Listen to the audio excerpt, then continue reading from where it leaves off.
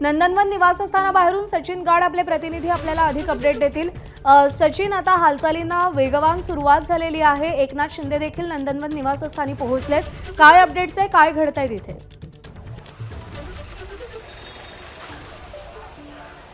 नक्कीच पद्मा, नंदनवन बाहेरच्या बंगल्यामध्ये हालचालींना चांगलाच वेग आलेला आहे। 4 खासदार संजय जाधव असतील, संजय देशमुख असतील, भाऊसाहेब वागचौरे असतील आणि नागेश पाटील अस्तिकर असतील, हे 4ही खासदार विमानतळावरून थेट नंदनवन बंगल्यात दाखल झालेले आहेत। आणि त्यांच्या पाठोपाठ आपण बघतोय की एकनाथ शिंदे हे देखील स्वतः इथे आलेले आहेत। आता या सगळ्या खासदारांसोबत एकनाथ शिंदे यांची बैठक होईल। त्यासोबतच आपण बघतोय की खासदार नरेश म्हस्के हे देखील सध्या नंदनवन बंगल्यावर आलेले आहेत।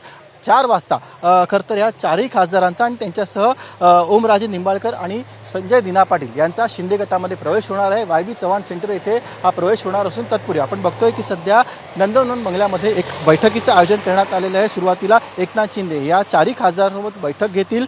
अनेक प्रश्न मुद्दे अद्याप बाहेर येणं बाकी आहे। नेमका गट कधी स्थापन झाला, जे लोकसभा अध्यक्ष आहेत ओम बिर्ला यांना जे पत्र असतं गट स्थापन करण्याचं ते अद्याप दिलं आहे का, किंवा त्याचा फोटो अद्याप समोर आलेला नाही आहे। त्या सगळ्या गोष्टींचा उलगडा या पत्रकार परिषदेत होऊ शकतो। आणि तत्पूर्वी आपण बघतोय की एकनाथ शिंदे स्वतः नंदनवन बंगल्यावरती दाखल झालेले आहेत। आता बैठक होईल आणि बैठकीनंतर जे काही प्रश्न विरोधी पक्षाकडून खास करून ठाकरे गटाकडून उपस्थित करण्यात आलेले आहेत, मग तो 15 कोटींचा मुद्दा असेल की ह्या सगळ्या मुद्द्यांचं देखील या पत्रकार परिषदेत शिंदे गटाकडून उत्तर मिळण्याची अपेक्षा आहे। प्रज्ञा।